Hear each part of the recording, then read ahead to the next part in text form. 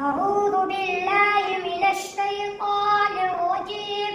بسم الله الرحمن الرحيم. والفجر وليال العشر والشفع والوتر والليل إذا يسر هل في ذلك قسم لذي حجر ألم تر كيف فعل ربك بعاد إرم ذات العماد التي لم يخلق مثلها في البلاد وثمود الذين جابوا الصخر بالواد وفرعون ذي الأوتاد الذين طغوا في البلاد فأكثروا فيها الفساد فصب عليهم ربك سوط عذاب إن ربك لبالمرصاد فأما الإنسان إذا ما ابتلاه ربه فأكرمه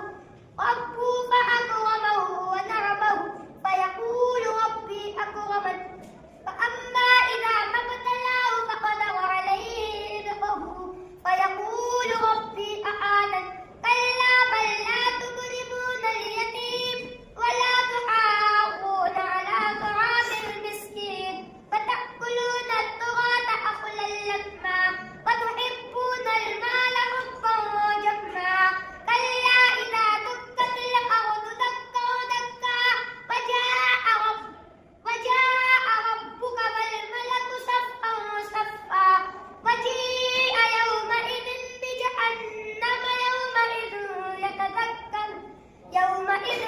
يتذكر الإنسان وأنى له الذكرى يقول يا ليتني قدمت لحياتي فيومئذ لا يعذب عذابه أحد ولا يوثق وثاقه أحد يا أيتها النفس المطمئنة ارجعي